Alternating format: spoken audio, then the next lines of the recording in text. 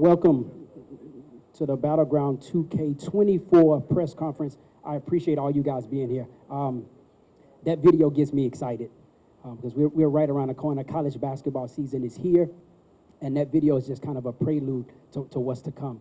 My name is Rossi Karen, founder of United Sports and Entertainment, and I am honored to be on this stage. And in a few minutes, I'll be sharing a stage with two incredible coaches, but more importantly, two guys that I have a ton of respect for, not just because they have the basketball component down pat, but they're great leaders of men. I want to thank all of the media and friends that are here in attendance, and I also want to thank you guys for tuning in on live stream. This event is special to me. It's an incredible showcase, and I believe that it's going to be one of the best events in the country for the non-conference schedule. Today's segment will be unbelievable. Coach Sampson is here. Coach Lanier is here. He'll join me on stage. And then later we'll do a special video conference interview with Coach Bruce Pearl. Again, this is a prelude to, this press conference is great, but it's just a small taste of what's to come with the Battleground 2K24, November 9th at Toyota Centr, featuring two high-level games. And the four teams that are participating, Rice, Florida State, Houston, and Auburn. So I'm looking forward to that event. One of the things that's super important to me, and as with all of our United Sports and Entertainment events, that there's a community component attached to it. So today we'll talk hoops, we'll talk preseason, we'll talk expectations, we'll talk matchups for Battleground. But I don't want to miss the most important element. It's what we call combining competition with community. And that's something that's super important to me. I really believe that to whom much is given, much is required, and not to preach, but these athletes have an incredible life. They get the opportunity to travel all over the country, to play in high-level events, stay in nice hotels, eat nice food. But I also think it's important that as coaches and as mentors, that we help those student athletes find their passion for giving back in a genuine way. And that's one of the things we want to do with our community component. So the event is on November 9th, Saturday, November 9th. But on Friday, November 8th, each of the four teams will be in Houston participating in a community activation that we're putting together. And the goal is to impact the lives of kids here in Houston. Okay, so each of the four teams, November 8th, will be in the city, and we'll announce our community partners on next week. But I'm really excited about that element. It's great for the student athletes. Obviously, it's great for the kids here, and it's great for the universities.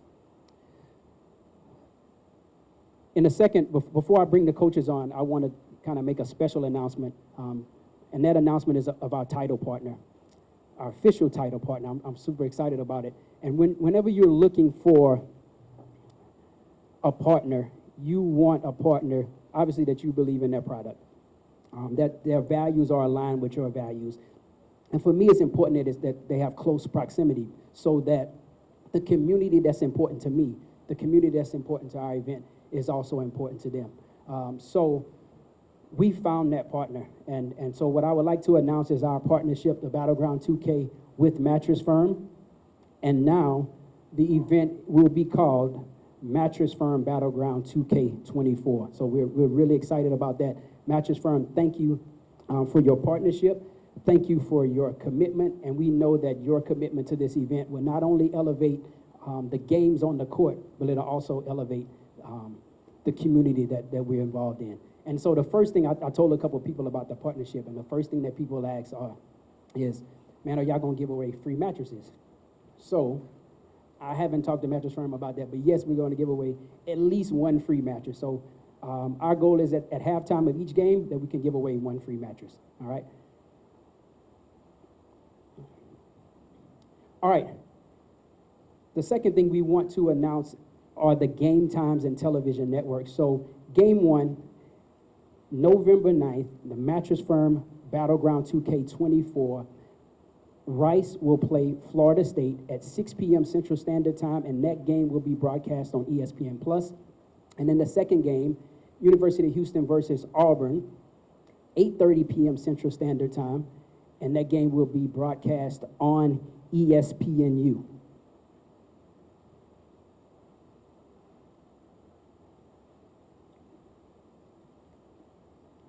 Everybody, I want to make sure everybody got it. Y'all good with that? Okay. All right, without further ado, I would like to get this interview session started. Again, I'm honored to be on the stage and to share a stage with these gentlemen. This segment is brought to you obviously by Mattress Firm. And again, we're going to talk hoops. We're going to talk community. We're going to talk expectations. We're going to talk preseason. And then we're going to talk big-time matchups that both of these coaches and their programs have in the Battleground 2K. Mattress Firm Battleground 2K24, November 9th at Toyota Centr. So without further ado, I would like to introduce the head coach of the University of Houston, Coach Kelvin Sampson, and the head coach of Rice University, Coach Rob Lanier. Give those guys a hand clap as they come on stage.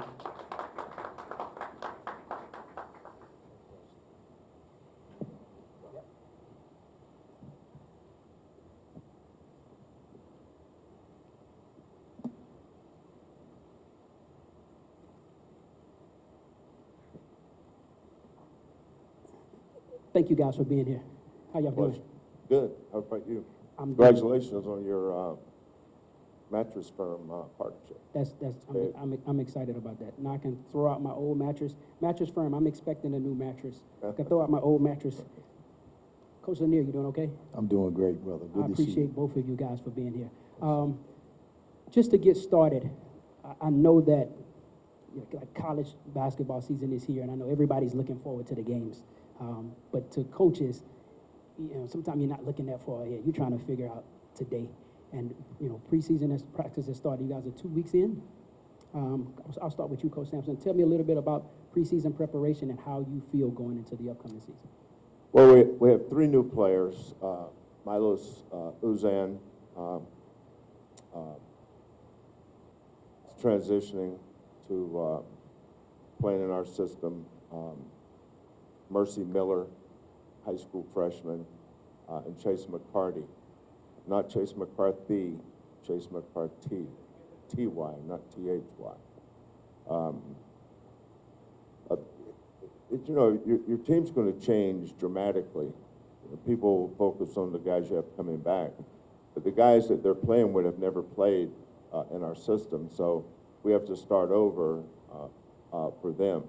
Now, the other guys have to be patient and remember what it was like for them when they got in the program, and the veteran guys that had to, go down to the bottom and work their way back up.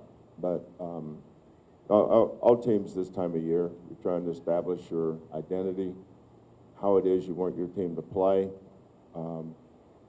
both ends of the court in between.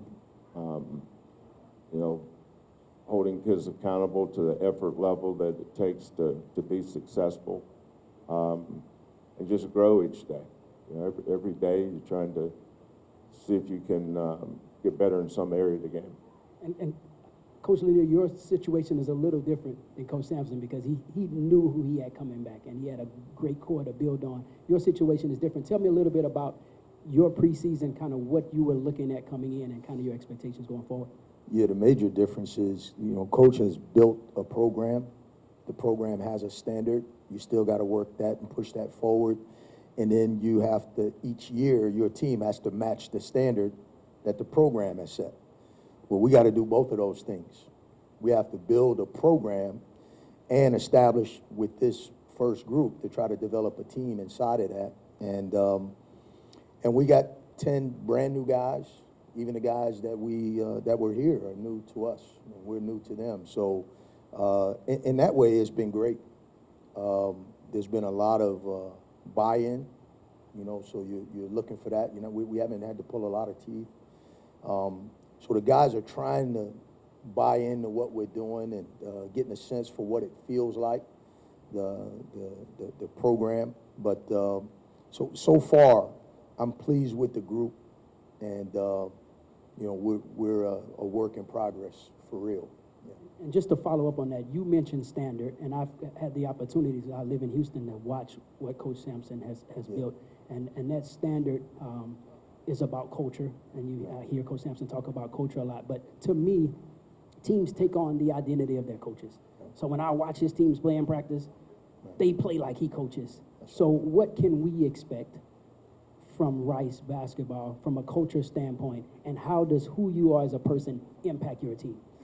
It's always tough to talk about that. I would just say, you know, I do have a track record as a head coach, and generally, our teams have been tough, defensive-minded groups, and so I'm hopeful that that's what you'll see. That's what we're building with this group, and I just think, from a program standpoint, you know, we put a lot of emphasis on time.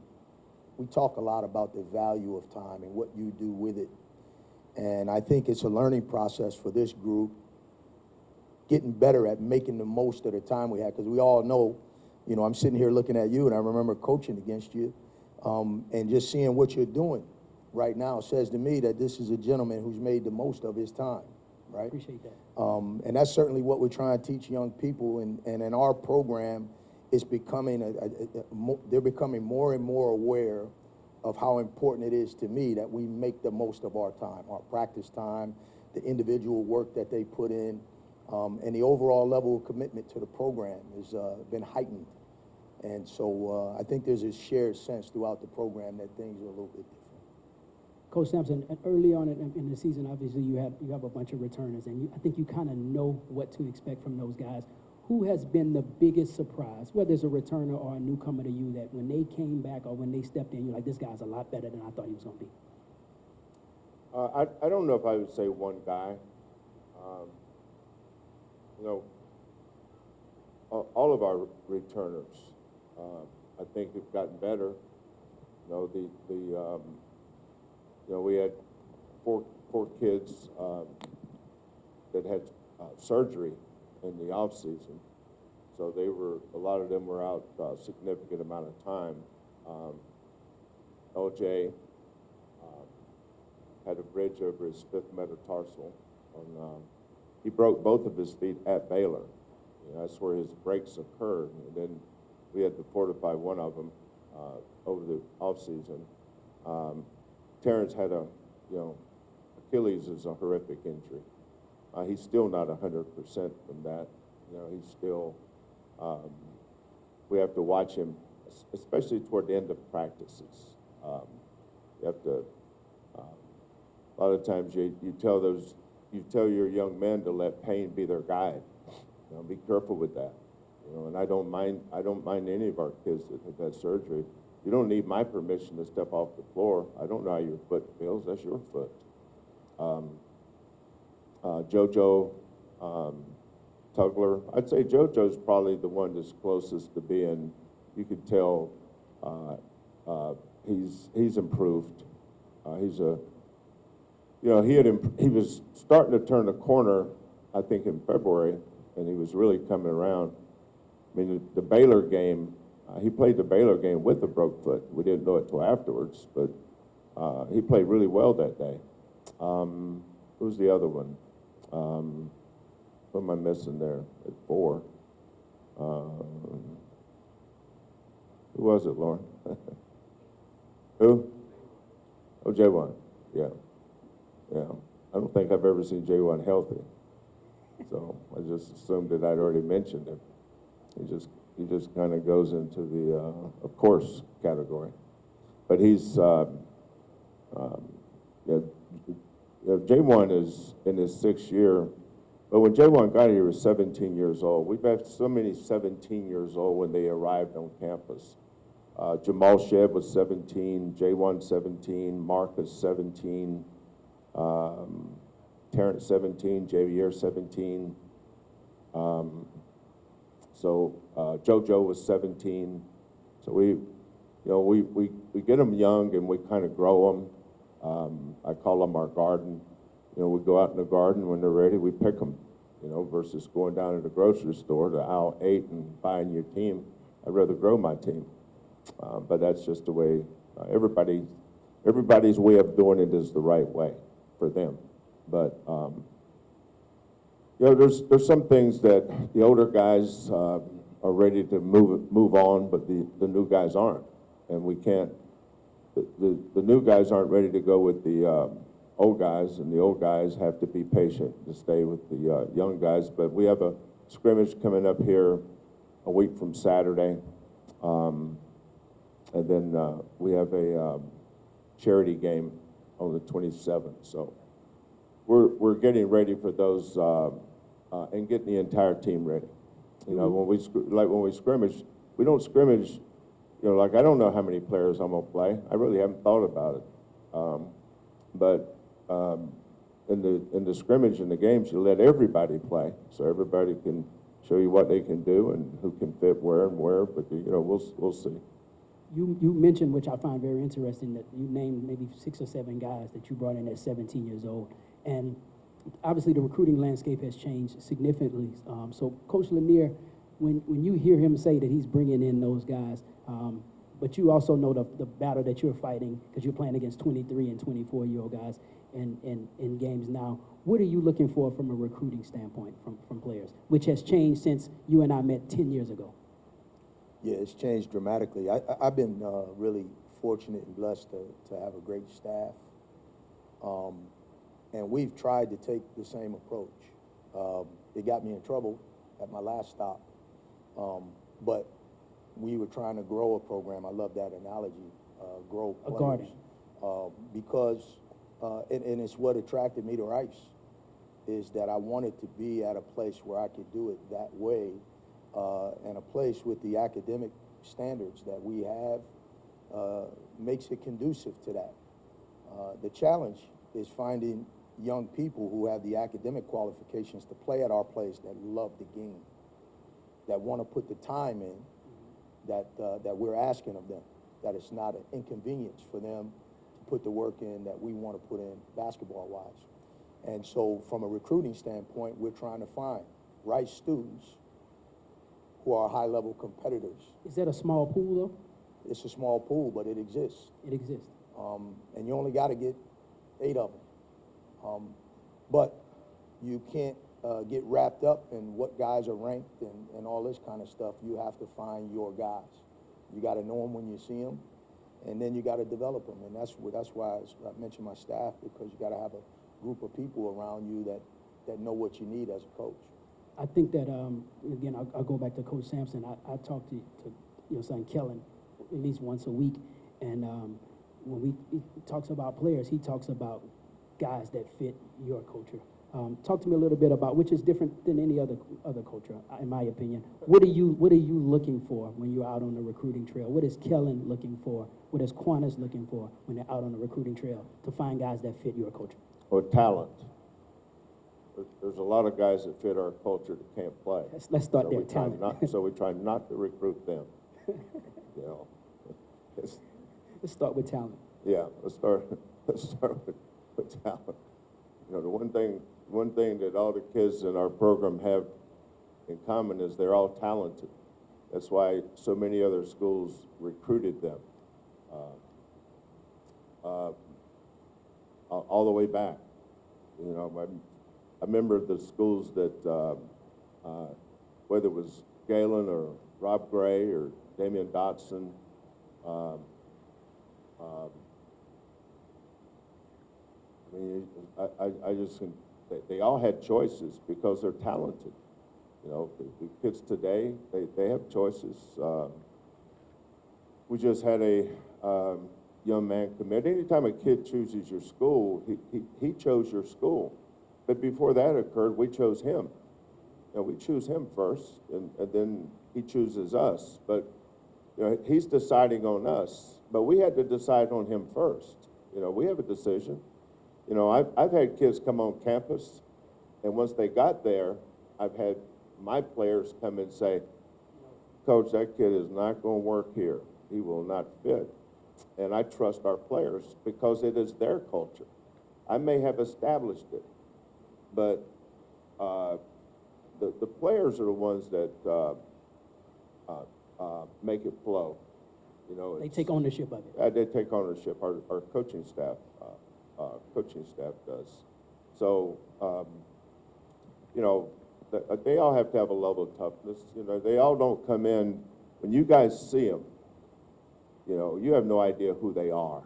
And over time, you get to know them. But before you ever see them, like we're recruiting kids right now, that you say, oh, You know, I always get a kick out of this. I remember watching hours of video on Tajay Moore because I had to decide. Now, Tajay had already decided he wanted to come to Houston. And, you know, we had to vet him, make sure that he wasn't going to come in. I don't want to bring anybody in here who's going to screw up what we have. It's precious to me. So we had to make sure. But after watching him play and then talking to all the people that I needed to talk to, I knew he was going to be exciting. He was a better athlete than he was a basketball player, which means he's probably closer to the Globetrotters than he was to the Cougars.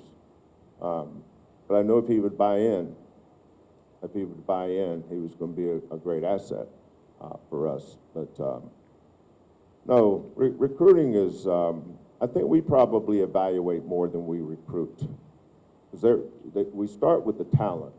You know, you don't have to be very smart to figure out who the most talented guy in the room is.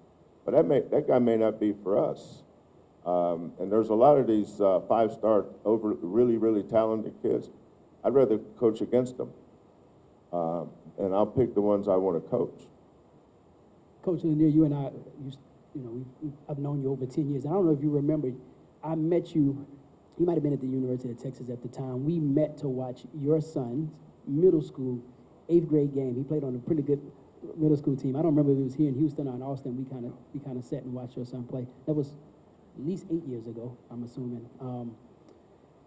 You know, again, we talked about recruiting has changed. Some of it is age, some of it because of the transfer portal, but I think the biggest thing now is NIL. How much has NIL impacted the way you recruit and the way you approach the guys that you feel are the best fit for you? You know, I've been fortunate because outside of the last 2 years, you know, I was at Georgia State where, you know, at the mid-major level, you're not exempt from the effects of NIL, but you're not engaged in it in the same way. There's a little bit more of the old school purity at the mid-major level in some cases. Now, I've been really fortunate that I have yet to have the experience as a head coach where a guy who I really love coaching comes into my office and says that he wants to leave. So, you know, I don't see any wood to knock on, but we've been blessed in that way, and that goes back maybe to my staff, maybe a little bit of luck. But in general, NIL hadn't affected us as much at that level. The last year or so, we've been more involved in it, and then now being at Rice, it's a totally different deal because, again, you're dealing with kids that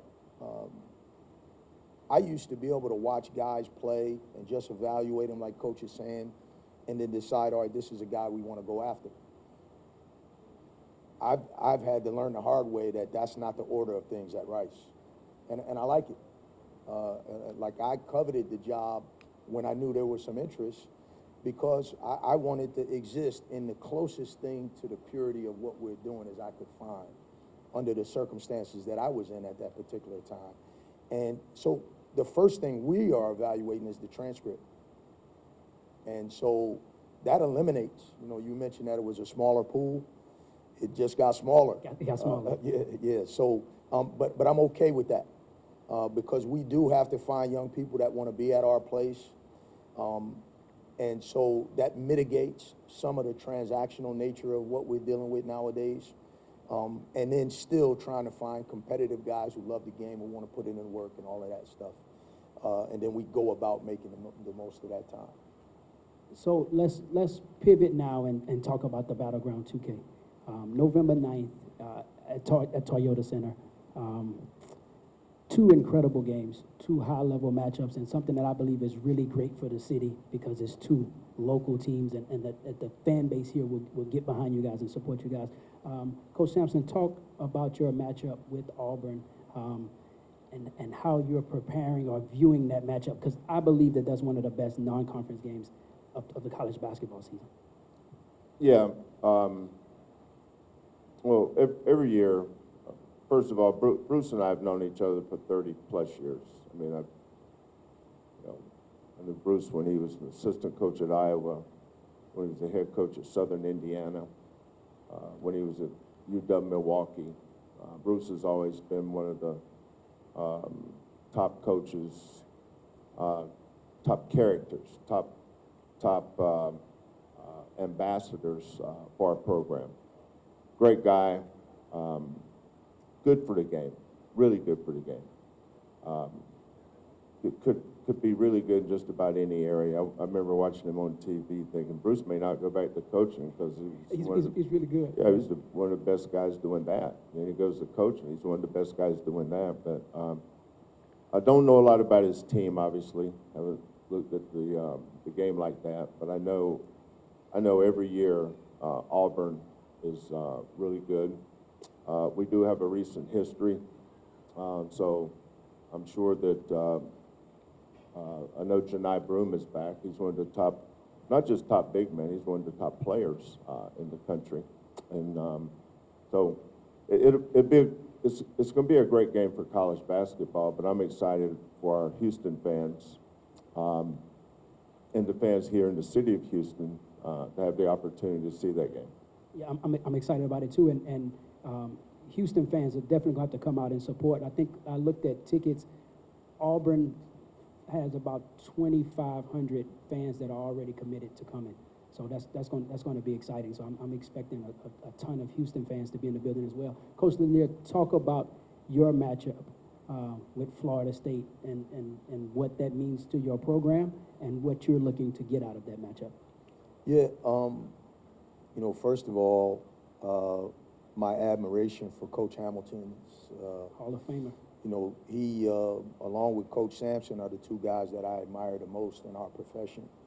And Leonard just happens to be one of those guys, if you call him at 11 p.m., he's going to answer the phone, and he's going to stay on the phone as long as you need him. And I think the reason why I admire both of those guys so much, because, you know, I've been in the profession since I was 21.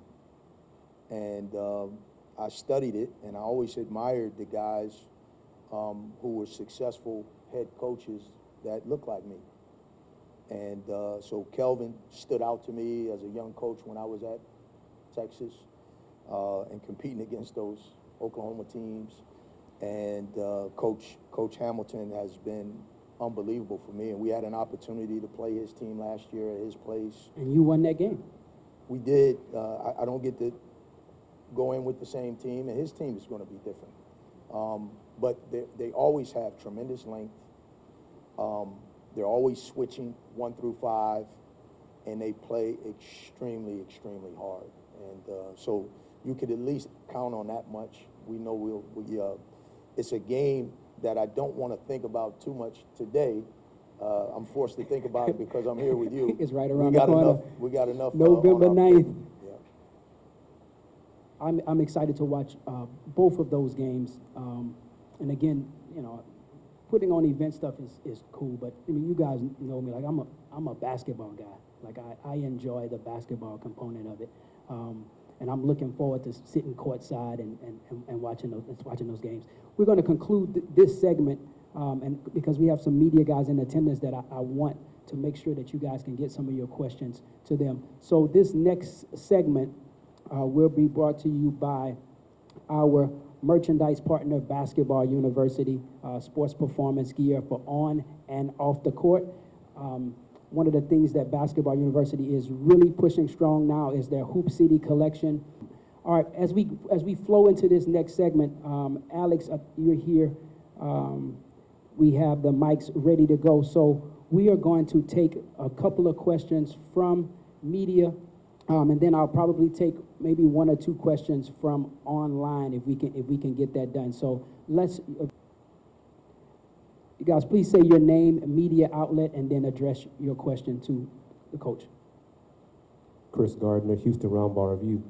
Coach Sampson, you work with Rossi, participated in a Rossi event more than once, so just what about Rossi do you like about his events? First of all, he's very honest. I know exactly what it is I'm going to get. He's well respected at all levels of basketball.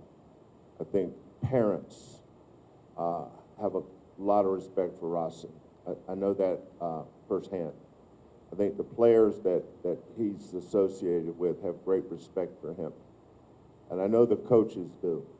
So when we make decisions that impact our basketball team and our university, I want to work with someone that I know exactly what it is I'm going to get from him. So, Rod's, the respect that we have for Rossi, plus it doesn't hurt that I like him. I'm likable, Coach. I appreciate it. That's a fantastic question. Anybody else has questions about how great I am, please ask those questions. I'm thinking that was a plan, Rossi. Nice. Next question. Right here, second row, on the left.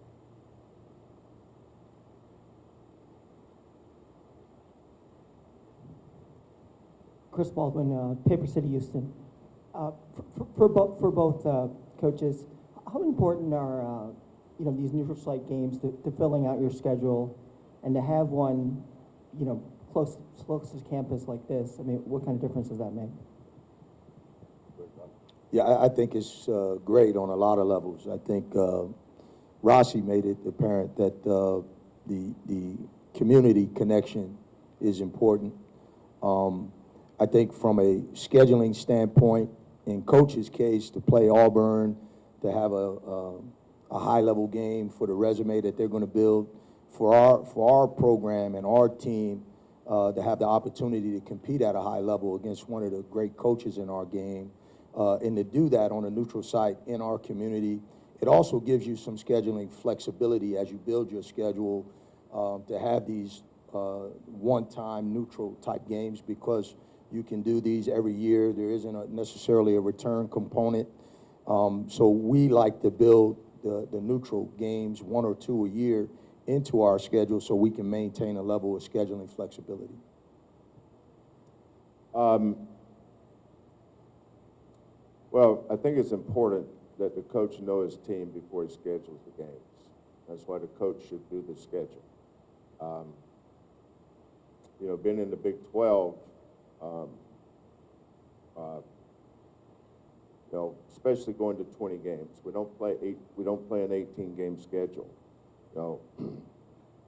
If you play an exempt tournament, you can play up to 31 games. So you start with 31 games. Now, when you had 18 conference games, you're working with a 13-game non-conference schedule. Now you work with 11 games non-conference schedule. So were it not for NIL, some of these games would not be played. But because of NIL, we have to do things that is necessary. So a lot of this stuff is we're playing these games not to impress anybody. I could care less about that, but because we have to, because NIL. Next question.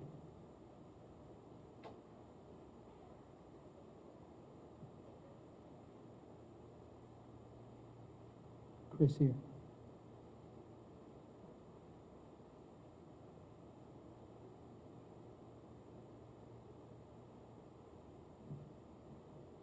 Coach Lanier, just your thoughts on the community aspect of the Battleground 2K. Well, I think it's great. In particular, for us, I think anytime you're a new coach and a new program in a community and you're trying to develop a feel for the fan base and the following, I do know just personally that the city of Houston has a great basketball community. I'm aware of that. And I think for us, the opportunity to build our personal relationship as a program, Rice Basketball, that we have an opportunity to make a greater connection with the community.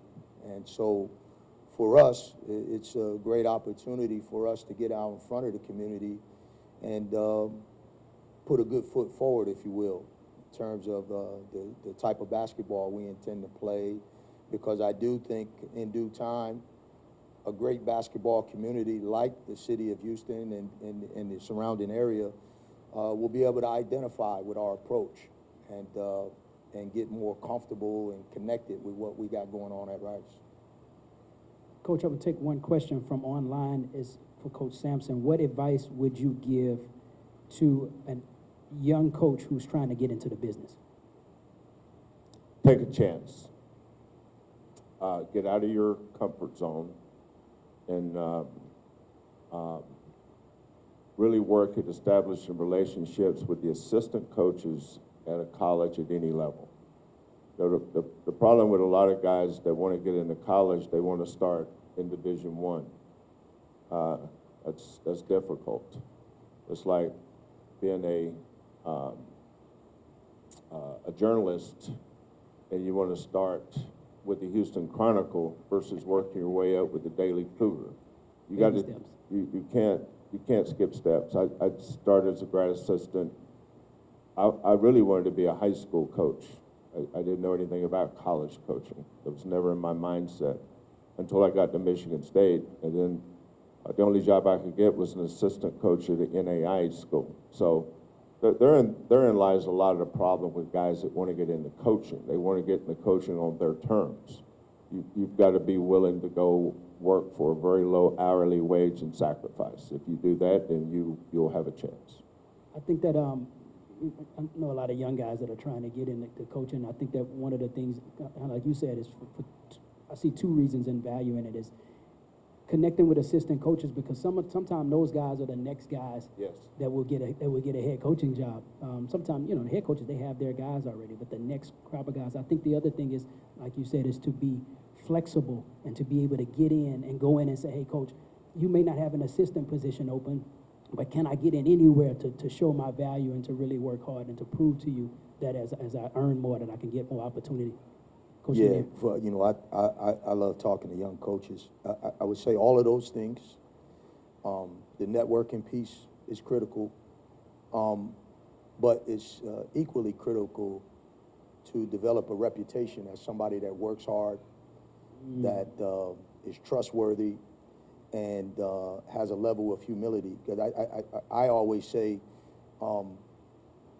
networking is important if you have a good reputation as a worker and as a person. Otherwise, you're just allowing more people to know To know you the truth. who don't think highly of you. Yeah. You have to build a reputation for being a guy that's worthy of the opportunity as well. I want to make a point about the schedule. Scheduling today, Chris, is so much different than it was when I was scheduling in the late 80s, for instance, at Washington State, and how difficult it was to get teams to play in. Because the only teams that wanted to play us was teams that wanted to buy us and come to their gym. And we were trying to get teams to come to our gym so our fans could see good teams in non-conference. It's just really hard to do that. And one of the things that's really changed, I think, in the last 5 to 10 years is the advent of these neutral site games. Because teams don't like playing home and home, especially in the tougher conferences. You know, through analytics, I think it's been proven that the toughest league in the country before we got to the Big 12 was the Big 12. It didn't get good because we got here. It was good before we got here. So now moving to 20 games, I think it's really changed some things. But I do think this: if you think you have a good team, and I do think we have a good team, I don't know what level of good. That'll be determined by things out of my control. But if you do think you have a good team, you should go challenge your team, which is what we're doing. I like the fact that we're playing Alabama and Notre Dame and Rutgers and Auburn. I think that's good for this team. We may get beat in some of these games, but I think that's where you learn a lot about your team, because you want to be the best you can be as the season moves on. So if you got a really good team, don't be afraid to get beat. Don't be afraid to challenge them, because I think you learn more from your losses in non-conference than you do your wins. I can remember winning at Oregon, winning at Virginia. I'm not sure what those games were like going in. I felt like if we played good, we were probably going to win if we played good. But if we didn't play good, okay, here's a lesson to learn. You'll learn a lesson from that too. You got to be at a certain level to win games on the road. So I'm excited about our schedule, and I'm excited about our team. Any other questions for media before I take, in the back there?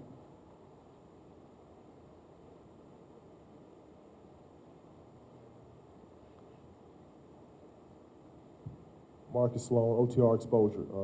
There aren't many men of color who put on collegiate events like this, and Rossi's been doing this now for 3 or 4 years, and to have 2 men of color who are the head coaches of major college basketball programs in a city like Houston, can you guys talk about the significance and importance of that, and having young men of color, play for you guys, attend your games, you guys recruit young men of color, not only the importance of it being in the city of Houston, but as far as the global impact of it being on the ESPN network, seeing, guys can look at you guys and say, hey, that could be me one day. That's a great question, Marcus. One of my favorite games every year is the racism game. And because it brings up an important date when Coach John McClendon had his North Carolina Central team play a Duke team in the days of segregation. My father coached during segregation. I was raised during segregation. I remember Charlie Scott being the first African-American player. He was handpicked by Dean Smith at the University of North Carolina. When I was a young coach in the business, I remember George Raveling, John Thompson, Nolan Richardson, and John Chaney. Those were the guys that I looked up to because those were the guys that looked most like me. And we need that. One of the things that I'm an advocate for is more people of color in athletic director positions. I think that's the next horizon. It's getting more decision makers. I think that will help people of color. But being in this city, I think this is the city of hope when it comes to that. Look at the head coach for the Astros last year in Dusty. Look at the last 2 coaches for the Texans. Look at the last 2 coaches for the Rockets. This is a city where young people of color can look up and have a dream of being able to do something one day because there's people that look like you to do that. So I do think that's important. Coach Lanier, you have something? Yeah, I think those images matter. People like yourself, Marcus, like Rossi, anybody in leadership, it really does matter. Coach mentioned Coach Chaney, Coach Raveling. Again, as a young coach, I really looked up to those guys. And when I first got into the profession, there was generally one black assistant on every staff. And I've been at 3 different universities where I was the only black person in the athletic department. So it does matter, those images, for young people to see people that look like them in leadership positions and to be successful. So Coach Sampson, Coach Hamilton, those people, it really does matter. Those images do mean a lot. It can't be understated. And anytime you get a chance to highlight it in a community like this, I think it's a great opportunity for people to come out and support it for that, among other reasons. I also think having Eddie Nunez as the athletic director at the University of Houston is important, especially for young Hispanic kids, because they can see someone that comes from their heritage and their background that has a last name that I can relate to, that's in a major leadership position in this city at the University of Houston. So it's up and down the board, and I'm excited I'm excited to work with Eddie, and I'm excited to see the impact he has on young Hispanic kids all around the state of Texas. We have about 2 more minutes before we wrap up. So before we do, I want to give each one of you guys a chance to look at the camera, speak to your fan base. Obviously, we want them to come out to the Mattress Firm Battleground 2K24 on November 9th at Toyota Centr. But just speak to your fans about upcoming season, what they can expect from Rice basketball, and then we'll go to you, Coach Sampson, and we'll close there. Well, you know, when I think about the Rice fan base, my mind goes right to our student population. I say to my team all the time that, you know, you mentioned the word ownership. Ownership. I talk to my team about that a lot. This is going to be their alma mater. It's never going to be mine. This is their school. That's good. It's my job to lead the program, but this is their school. And I want them to have ownership of their connection to their future alma mater, and the program is theirs. It's my job to lead it, but it belongs to them. And in that vein, I speak to our student body to come out and support your classmates, because that's who they are. And I think when you get that energy from the students, you can create a buzz that will filter throughout the campus and the community. But I think it starts in-house with us, with our student support. So I want them to come out, not just on campus, but I want them to come out in full support of their classmates. Coach Sampson. Yeah, when I think of the game last year over at Toyota that Rossi did, I don't know that we win that game without our fan base. You know, we were 17-0 at home, 18-0 if you include the Toyota Centr, because of our fan base. There's a lot of nights when, because these kids are human beings, they don't always have their A game. No matter what the coach does, sometimes it's just not working for them that night. But the thing that puts them over the top, the thing that makes a difference, is those fans. They hear you. So we're looking forward to playing in front of you this year. We thank you. Can't wait to get to Fertitta, and looking forward to playing Auburn University on November 9th at 9:30 at night. See you guys there. 8:30 Central Standard Time. This concludes this segment. I want to thank you guys. This was an honor to share the stage with you guys. Not just because of what you guys have accomplished on the court, but just who you guys are as leaders of young men. I appreciate that, guys. We look forward, Rice fan base, University of Houston fan base, Mattress Firm Battleground 2K24, November 9th at Toyota Centr. We look forward to seeing a packed house. You guys give Coach Sampson and Coach Lanier a hand clap as we wrap up this segment.